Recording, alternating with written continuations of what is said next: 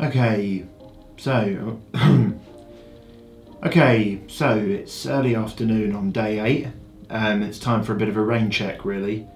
At the moment, I'm running a little bit behind schedule. If I'm honest, I'd like to have maybe 3 or 4 more days at this point, because I started 2 days late and the payload ended up taking an extra day and a half over what I planned. But, well, I mean, equally I've done a lot of the small fiddly jobs now, built all those carriages, they took ages. The payload took ages because of the sheer number of bits. If you include the resin, that's over 4,000 components for the payload. Another 600 components for the carriage. So that's all done and finished. So it's good to get those jobs out of the way midway through, really. Not good to start with them, but it's good to get them done quite early on.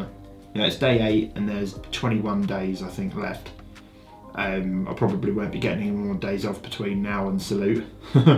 I can't really be working any more hours than I'm working at the moment. I'm literally doing nothing other than this. So that's the way it's going to be, but I'm doing my best and we'll see how we go. At the moment, my next job is to work on the main central hull section.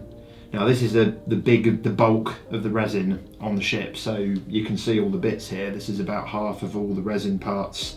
They're all quite big, chunky parts like this kind of thing, which is good news for cleanup, because that's a nice big block of resin. Not fiddly. None of these parts are fiddly, which is good news for me.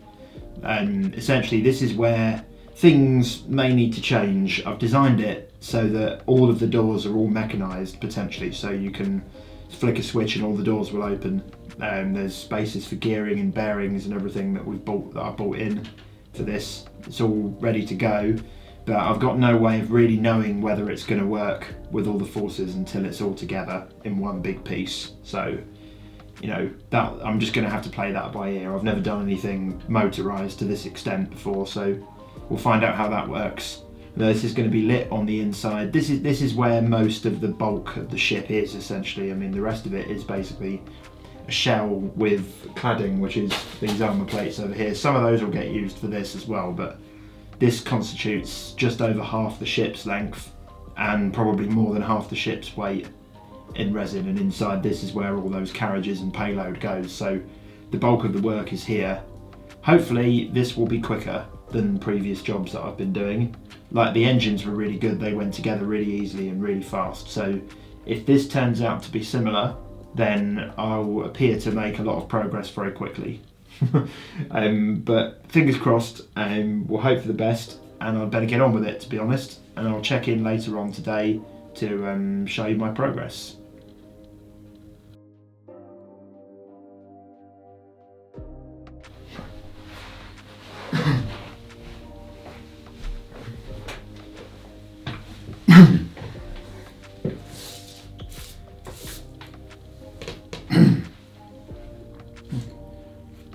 Okay, so it's the end of day 11.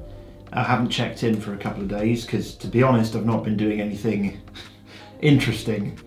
I've just literally been preparing, cleaning up, getting rid of mould lines and things, cutting off runners and risers and all that out of all of these resin castings here. This is about 400 fairly large parts that make up the central hull section of the ship. This is the bulk of the resin on the model. It's I think about 15 kilos of resin here. It's been literally sort of 3.5 days of just constant scalpel away, you know. It's not my first rodeo with this kind of thing, so I'm done now, so I'm very happy about that. In general, it was better, I think, to just tackle it and do it all in one go, because now I'm onto the assembly and the assembly process. Because there are so many different elements that have to go together here all at once, it was better to just clean them all up rather than to try and do it step by step.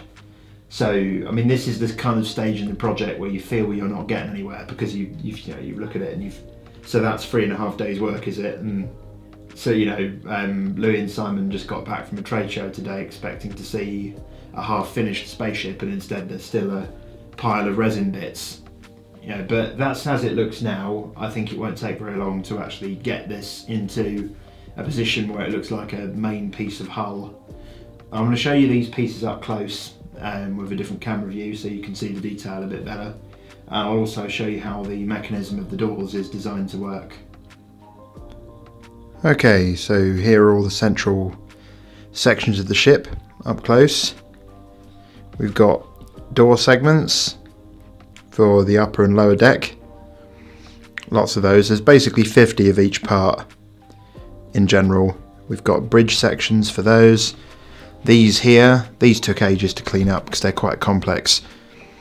These here are the base segments where the base doors go onto, which is those back here. Again, 50 of those. Then you've got internal supports, 50 of those. 2 types of doors for the upper and lower deck, 50 of each. And they just keep going. Now I'll show you how the door mechanism works. Okay, so before I do my main assembly process, I thought I'd quickly show you the theory of how the doors are supposed to work, or at least how they've been designed to work. So this is one of the upper doors on the top deck. So this one raises, and the condor carriages that I built earlier will slide out. Basically, I've done a small test of this. We've actually got 2 metre long steel drive shafts and a hell of a lot of these bearings and gears. But for here I've just cut one short just to test the mechanism to see whether it works. Behind here there's a slot.